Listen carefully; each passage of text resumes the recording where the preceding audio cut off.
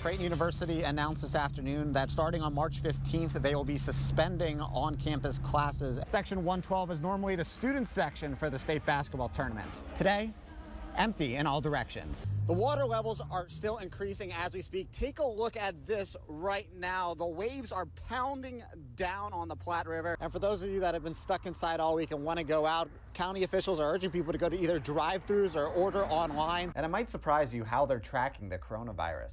Researchers are using Twitter to share their information and help find a cure faster. The term you need to know is deferred revenue. If you buy a gift card, the company basically gets a small loan which they can use to cover expenses. But once you go to use it, they have to have the cash available, otherwise the card is worthless. When they saw that forecast on Tuesday night, they thought, please, no more snow. For those who ski,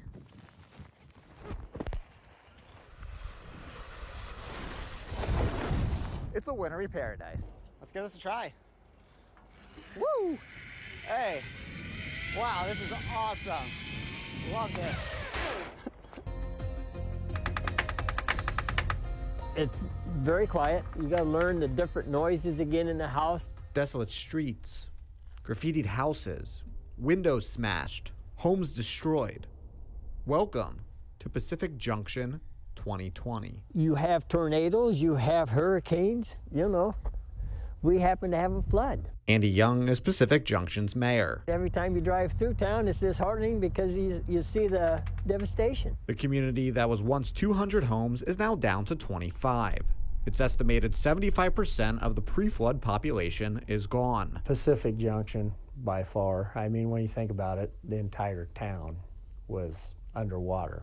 It's tough to give a selling point because there's still a lot of stuff that's up in the air. What's up in the air are the FEMA buyouts and floodplain mapping. Both will determine Pacific Junction's future. If it's designated as 100-year floodplain, it'd be extremely difficult to have anybody move back there. This is how high the water got in. The Young family is rebuilding. We went with something that's waterproof. A community on the edge of extinction, hoping for one more chance to keep the town alive. It's my home, you know.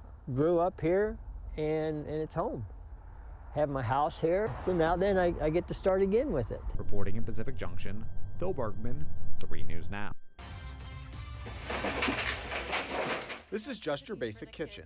I think if you know what you're doing in the kitchen, you can make anything work. Nothing fancy here at the Christian Church of Waterloo. I think that it bakes more evenly maybe on the bottom rack. But enough for Carrie Messenger to get the job done. I grew up in the kitchen from the time I was like 5 years old and until I was a teenager. We were always preparing foods on big scale. Carrie the cook isn't from Waterloo. Oh, Missy! Yeah. But her friends are. And when she heard they needed help. Carrie lost her job last week. She's like, you know what? I just want to go cook for people. We said, we're there. When Carrie said, I need a kitchen, I said, I know where I got one. It may not be a kitchen that you're used to having, but it's a kitchen. Over 36 hours, the basic appliances have cranked out 650 meals. We've been doing meatloaf, we've done homemade cinnamon rolls and chili. Serving 3 meals a day to a community in need. It's just overwhelming. It really is. Frank Qureshi hasn't had a hot meal in days. That's great. I've been eating cookies and crackers for the last couple days. So this is very nourishing. For him, Carrie's food meant more than a lunch. You know who your real friends are? They've been calling me to help me and everything, but I found out I got friends that I don't even know. It's just hope. You know, we're serving meals, but we're also serving a good, healthy dose of compassion and love and hope. And in a time of struggle... Yeah, you want some foil on that, babe? Carrie's been a messenger for the people in this area. What she has done in this week is she's instilled hope back in people that were hopeless. Hi, I didn't give you a hug, by the way. Reporting in Waterloo. She is pretty special. Oh, stop. She is pretty special. Phil Bergman, 3 News Now. Come June, CHI Health Center Omaha will turn into the hottest swimming pool in the United States. 50 kids, give or take a few, make the Olympics.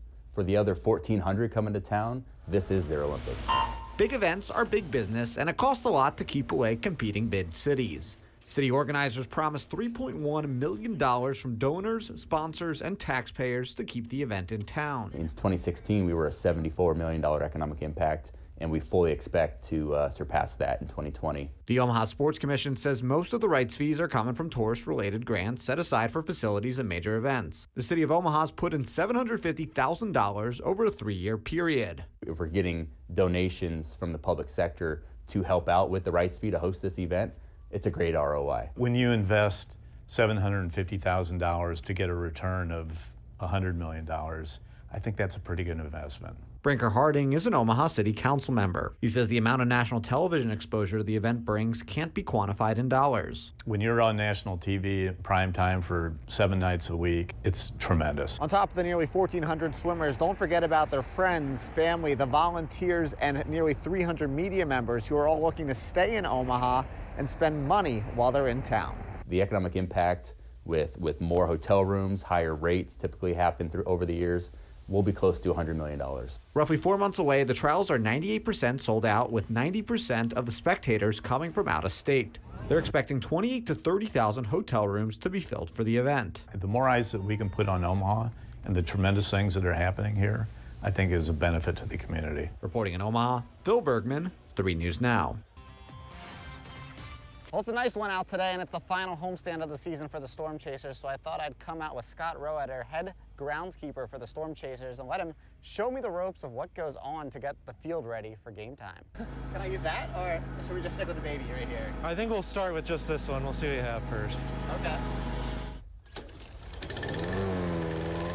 Oh, lap 4, here we go. Thing looks like it's walking him. Generally cuts better when the mower's on the ground. How many times is that? This is time 5 right here. You're like 15% done. 15? That might be the worst mower of all time, I'm thinking. I think we have a new pattern in our grass. That's an original right there. Hey, a lot better than mowing. Straighter. Oh, this third base coach is gonna have the best line in minor league baseball. Look at that, my first ever batter's line. How many hours do you have to put into the field before each game? It's a nice, I'm not good at math, 12, 14-hour day? Every day, basically when they're home, 14 hours? That's, yeah, about right. Have you watered a infield before? I have not watered an infield before. What's the trick? Wow, look at that dial turning. Will be lighter in the middle. I think I'm getting more wet than the fielders at times. That happens. Who's Nashville's best player? Because we'll make sure to get the field nice and bad for them. That's a good idea. I got to look that up. I got a little wet. Just a little wet, I think.